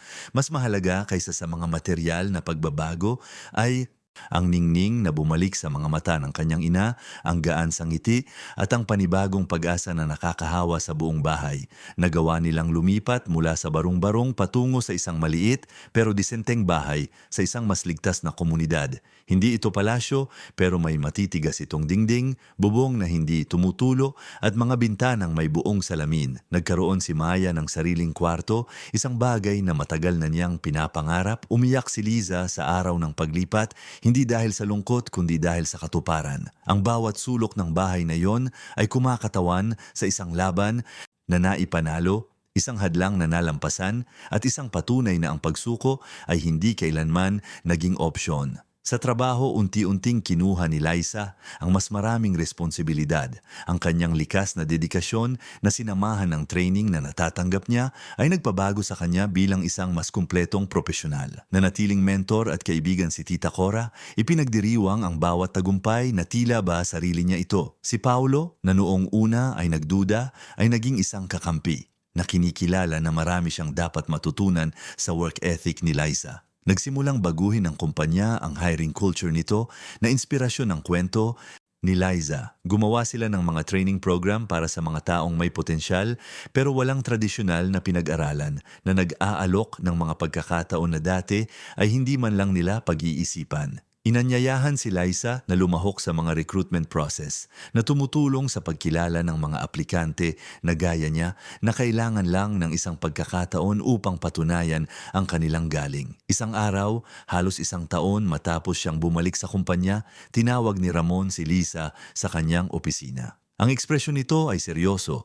pero may ningning sa mga mata na nagpapahiwatig ng magandang balita. Liza, maupo ka muna. Mayroon akong proposal para sa iyo. Naupo siya, puno ng kuryosidad at kaunting kaba. Natutunan niya na ang mga pagbabago ay pwedeng maging biyaya o sumpa. Inaprubahan ng board ang paglikha ng isang bagong sektor sa kumpanya na nakatuon sa social responsibility at development of talents. Isa itong strategic na area na magtatrabaho kapwa sa loob ng kumpanya at sa komunidad. Gusto namin ng isang taong nakakaunawa sa praktikal na paraan kung ano ang ibig sabihin ng paglampas sa mga hadlang, isang taong pwedeng magsilbing tulay sa pagitan ng iba't ibang realidad. Gusto ka naming maging coordinator ng sektor na ito. Hindi nakapagsalita si Liza sa loob ng ilang segundo. Coordinator, namumuno sa isang buong sektor, tila imposible ito masyadong malaki para sa isang taong katulad niya. Hindi ko po alam kung handa na ako para diyan pag-amin niya, ang dating kawalan ng seguridad ay sinusubukang lumabas muli. Yumuko si Ramon pasulong, nakatingin ng diretso sa kanya nang may katindihan na kabisado na ni Liza. Handa ka na noong pinili mong tulungan ang nanay ko kahit alam mo ang presyong babayaran mo. Handa ka na noong hinarap mo ang mga kawalan ng katarungan at hindi ka sumuko. Handa ka na noong bumalik ka rito at pinatunayan ang galing mo araw-araw. Ang teknik ay naituturo, Liza. Ang tunay na leadership ay nanggagaling sa loob at mayroon ka niyan ng likas. Ang mga salitang iyon ay tumagos ng malalim. Huminga ng malalim si Liza, naramdaman ang responsibilidad pero naramdaman din ang isang bagong bagay na lumalago sa loob niya, tiwala. Hindi ang kayabangan ng isang taong nag-iisip na mas magaling siya sa iba, kundi ang malinis na konsensya ng isang taong alam ang pinagdaanan, ang natutunan at ang kayang ialok. Tinatanggap ko po, sabi niya ng may paninindigan, at gagawin ko ang sektor na ito na isang bagay na talagang makakapagpabago sa buhay ng mga tao. Sa mga sumunod na buwan, walang humpay na nagtrabaho si Liza sa pagbuo ng bagong sektor. Gumawa siya ng mga training program para sa mga kabataan mula sa mahihirap na komunidad, bumuo ng mga partnership sa mga pampublikong paaralan at bumuo ng mga proyekto na nag-aalok ng mga tunay na pagkakataon para sa paglago ng mga taong hindi kailanman nagkaroon ng access sa mga ito. Ang bawat inisyatiba ay pinag-isipang mabuti, batay sa sarili niyang karanasan, sa sarili niyang sakit at sa lahat ng natutunan niya tungkol sa kung ano ang talagang gumagana para sa mga nangangailangan ng pagkakataon. Ang sektor ay nagsimulang magpakita ng mga kahangahangang resulta. Ang mga kwento ng pagbabago ay nagsimulang lumabas, mga taong pumasok ng walang pag-asa at lumabas ng may layunin. Mga kabataan na hindi kailanman inakalang magtatrabaho sa isang formal na kumpanya at ngayon ay bumubuo na ng matatag na karya. Nakikita ni Liza ang sarili niya sa bawat isa sa kanila at iyon ang nag-uudyok sa kanya na mas magtrabaho pa. Ang kwento ni Liza ay nagsimulang kumalat sa labas ng kumpanya. Ang mga lokal na pahayagan ay naglathala ng mga artikulo tungkol sa project ng social responsibility na itinatampok ang landas ng coordinator na dati ay isang janitera at ngayon ay namumuno sa mga inisyatiba na nagpapabago ng buhay. Iniimbitahan si Liza para sa mga talks, para ibahagi ang kanyang karanasan at para magbigay inspirasyon sa iba na humaharap sa mga katulad na pakikibaka. Noong una ay hindi siya komportable sa atensyon, hindi siya naghahanap ng kasikatan o pagkilala, pero kinumbinsi siya ni Ramon na ang kanyang kwento ay may kapangyarihan na pwedeng ito ang kislap ng pag-asa na kailangan ng ibang tao para hindi sumuko sa kanilang sariling mga pangarap. Sa isa sa mga talks na iyon na ginanap sa isang pampublikong paaralan sa looban ng Maynila, tumingin si Liza sa mga kabataan sa audience, marami sa kanila ang may parehong ekspresyon ng pagod at kawalan ng pag-asa na dinala niya ng matagal na panahon. Nagsalita siya ng walang kabisadong script, gamit lang ang puso, ikinukwento ang kanyang paglalakbay ng may tapat na katotohanan ng hindi ginagawang maganda ang mga hirap. Pero ipinapakita rin na ang paglampas sa mga ito ay posible. Hindi ako nandito para sabihing madali lang ito dahil hindi naman talaga. Hindi ako magsisinungaling sa pagsasabing sapat na ang gusto mo lang para makuha ito dahil alam kong hindi ganoon gumagana ang mundo. Pero nandito ako para sabihing sulit ang lumaban, na sulit ang maging tapat kahit ang pandaraya ay tila mas madali, na sulit ang tumulong kahit may malaking kapalit ito. Dahil sa huli, kung ano tayo ay tinutukoy ng mga desisyong ginagawa natin sa mga pinakamahirap na sandali. Sa pagtatapos ng talk, isang babaeng nasa 15 taon ang lumapit ng mahiyain. Puno ng luha ang kanyang mga mata pero meron ding ibang bagay doon, pag-asa. Janitera po ang nanay ko, sabi ng bata sa nanginginig na boses. Gumigising siya araw-araw ng 4:00 ng umaga, bumabalik sa bahay na pagod at laging iniisip ko na ito rin ang magiging tadhana ko, pero ipinakita mo po sa akin na pwedeng maging iba ang lahat. Salamat po, niyakap ni Liza ang batang banyaga sa kanya, nararamdaman ang bigat ng responsibilidad pero nararamdaman din ang ganda ng kakayahang makagawa ng pagkakaiba. Doon ang dahilan ng lahat. Doon ang layunin na natuklasan niya sa mahaba at mahirap na paglalakbay na iyon. Lumipas ang mga taon. Lumaki si Maya, naging isang matalinong dalaga, masipag mag-aral at puno ng sariling mga pangarap. Siniguro ni Liza na ang anak ay magkaroon ng mga pagkakataon na hindi niya kailanman nakuha. Pero itinuro rin niya rito ang pinakamahalagang aral, sipag, katapatan, empatya at ang pagtanggi na tumapak sa iba para lang umangat. Pinanatili ni Ramon at Liza ang kanilang malalim na pagkakaibigan sa paglipas ng mga taon. Naging isang permanenteng bahagi siya sa buhay ni Liza at Maya, isang tito-titohan na laging naroon sa mga birthday, graduation at mga selebrasyon. Sinamahan ni Lola Belen ang paglaki ni Maya na tila batunay itong apo, nagkukwento, nagtuturo ng mga resipe at ibinabahagi ang karunungang naipon sa 8 dekada ng buhay.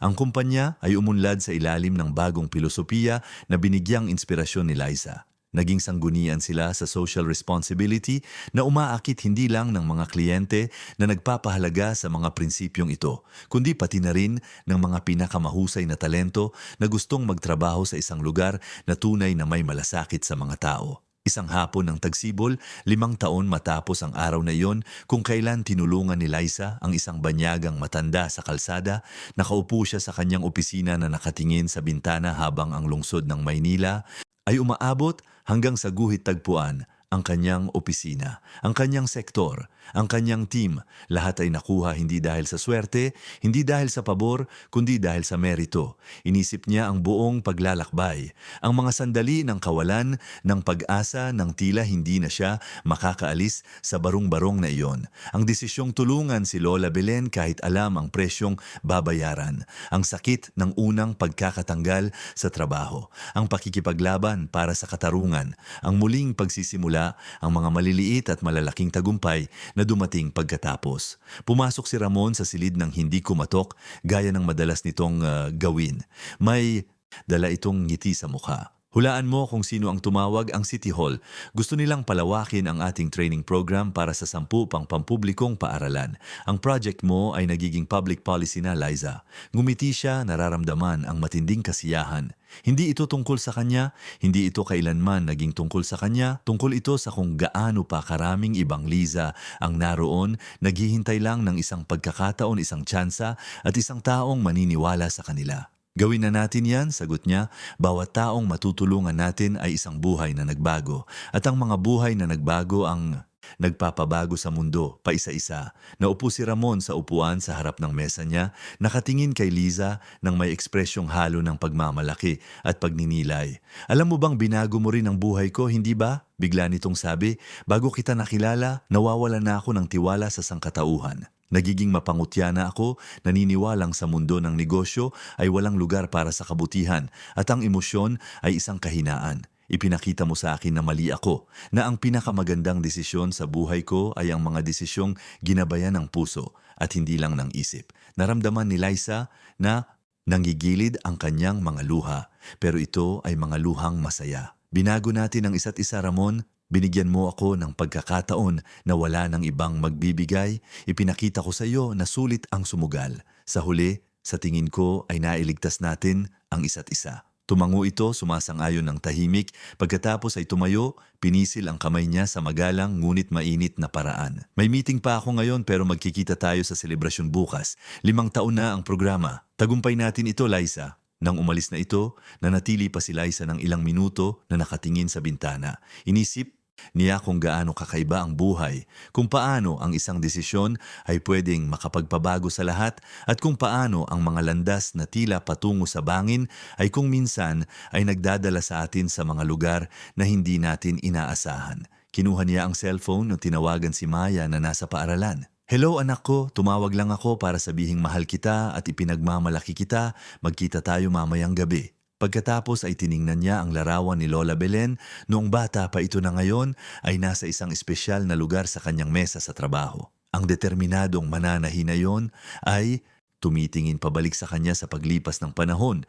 2 babaeng pinaghiwalay ng mga dekada pero pinag-iisa ng parehong lakas, ng parehong pagtanggi na tanggapin ang mas mababa sa nararapat sa kanila at ng parehong paniniwala na ang mundo ay pwedeng maging mas mabuti. Ngumiti si Liza sa larawan at bumulong ng mahina. Nagawa natin, tayong mga babaeng mandirigma, laging nagagawa natin. At sa sandaling iyon, habang nakaupo sa kanyang opisina na may tanawin sa lungsod na dati ay binaliwala siya. Pero ngayon ay kinikilala na siya na laman ni Liza nang may ganap na katiyakan na ang bawat luha, bawat sakit at bawat laban ay naging sulit. Dahil sa huli, ang kabutihan ay hindi pinarusahan. Ginantimpalaan ito sa mga paraang hindi niya kailanman inakalang posible. At iyon ang pinakamagandang katotohanan sa lahat. Wakas ang kwento. Mga minamahal na tagapakinig, inaasahan naming ang kwento ni Liza, Ramon at Lola Belen ay tumagos ng malalim sa inyong mga puso. Kung naantig kayo sa paglalakbay na ito ng pakikibaka, paglampas sa mga hadlang at katarungan, i-like ang video na ito, mag-subscribe sa channel at sabihin sa amin sa comments kung anong bahagi ang pinakatumatak sa inyo. Ang desisyon ba ni Liza sa kalsada?